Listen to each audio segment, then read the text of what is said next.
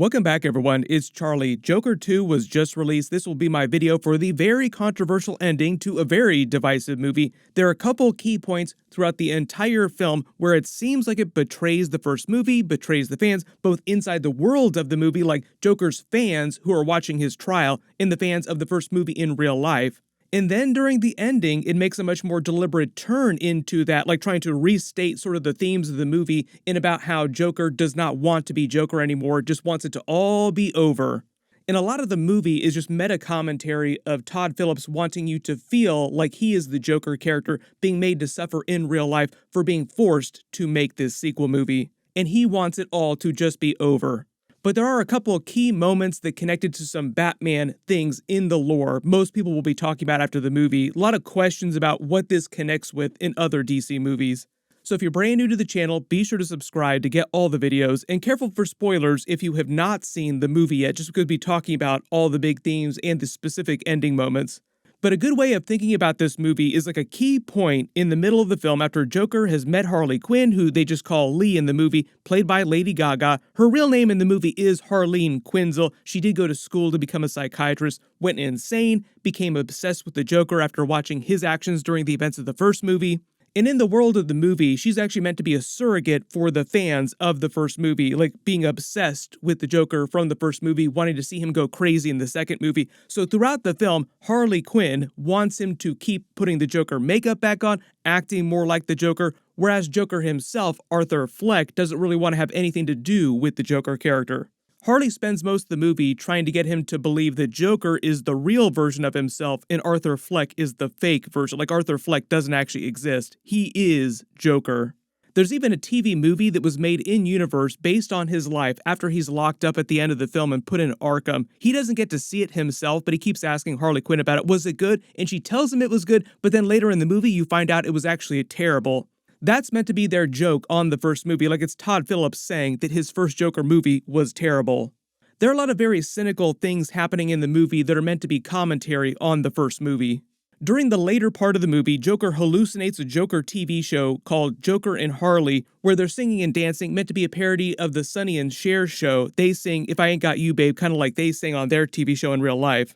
And in the middle of singing, Joker breaks character for a second, and they start to argue over what their performance is really meant to be about. Joker wants it to be all about him. He thinks Harley's trying to make it about herself. I got the sneaking suspicion that we're not giving the people what they want. It's okay, baby. Let's give the people what they want. She says they're doing this for the fans that came to watch them, and Joker says, I've got a sneaking suspicion we're not giving the people what they want. So this is meant to be a meta commentary for what the movie is all about in Todd Phillips himself and his relationship with the fans. Basically pointing at the fans of the first movie who came to the second movie expecting Joker to do more crazy things like he did during the first movie and not actually getting that. So this is a good tee-up for the ending of the movie, which sort of does something like this, but in a much more literal, much more direct way. Sort of like Todd Phillips giving a middle finger to the studio with $200 million, like that's how much the second movie cost, and giving a middle finger to the fans who wanted something different from the character. Basically restating the themes that Joker is forced to continue being Joker by Harley Quinn and doesn't want to do that. Like Todd Phillips in real life feels like he's forced by the fans in the studio to make a sequel that he didn't want to make. That's basically what the entire movie is like a sequel that he didn't want to make, so he's going to make a movie about not wanting to make a sequel.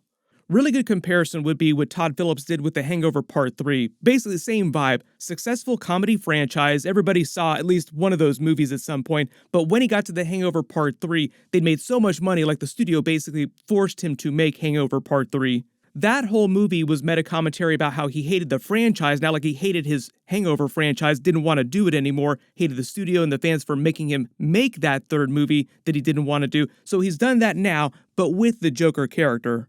So at the very end of the movie, during his trial, Joker finally breaks his Joker character and starts talking as Arthur again to the jury, saying he can't do this anymore, he just wants to die, he wants this all to be blown up and to start his life over again. So the idea is the jury's going to convict him of the murders from the first movie, he'll get the death sentence, and will be executed. He now wants that, like he wants to die, like I want it all to be done, blow it all up. Then a couple of Joker's fans blow up the courthouse, he escapes, finds Harley Quinn standing on the steps from the first movie where he danced, wearing Harley Quinn makeup, who then rejects him for not wanting to be the Joker anymore. Like, if you think the Joker's fake, then I don't care about you anymore. Get out of here.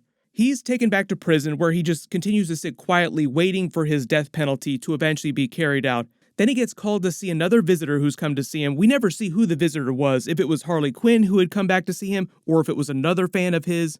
Before he can meet that person, another inmate that we've been seeing throughout the movie, clocking him, approaches him and asks to tell him his own joke about a fan meeting a sad clown in a bar and winds up being super disappointed with him when he finally sees him sitting there, not being what he expected him to be. His joke is meant to be a much clearer meta-commentary for the themes of the movie and how he was a fan of Jokers from the events of the first movie. He's meant to represent all the Batman DC Comics fans in real life who came to this second movie also mad that they didn't get what they wanted from a sequel. Then tells him the sad clown gets what he deserves, which was a line that Arthur used in the first movie when he killed Murray Gold on his talk show, stabbing Joker, repeatedly killing him, then proceeds to cut a smile into his face and laugh in the style of Heath Ledger's joke from the Dark Knight movie.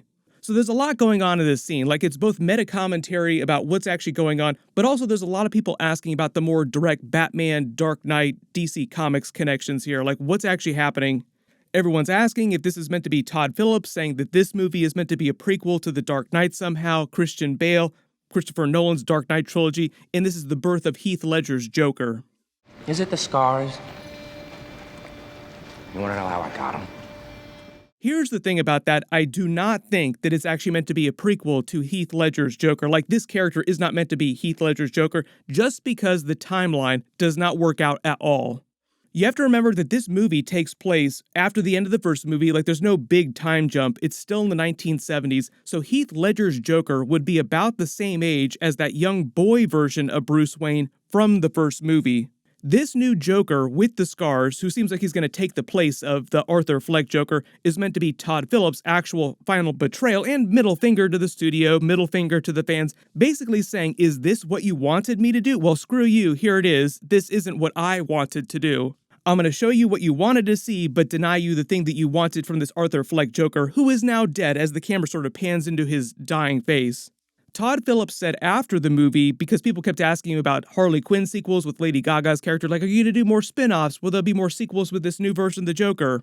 And he basically chuckled, saying this was the end of his time in the DC universe doing DC movies, Batman-related stuff.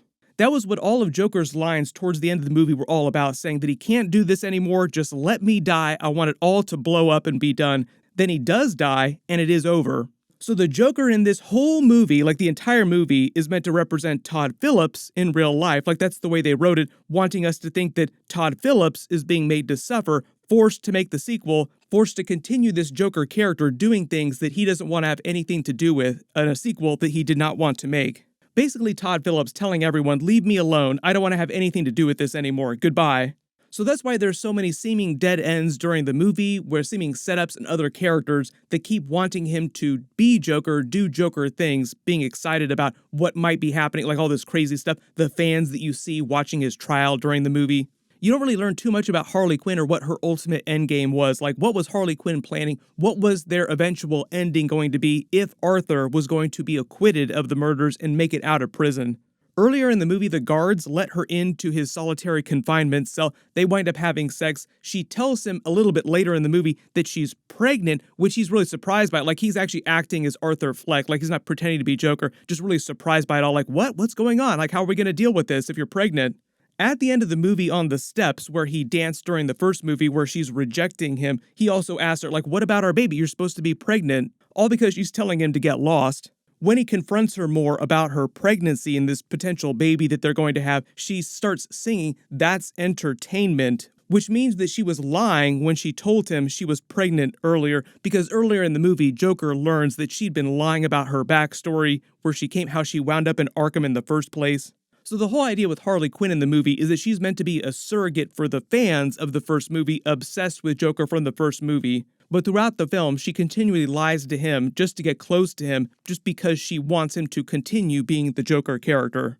Later in the movie, during his trial, she tries to convince him to fire his lawyer, who's actually like a real normal lawyer, actually trying to do a good job of representing him. explained that he's really sick, he had a psychotic break, and he wasn't ultimately responsible for the deaths during the first movie.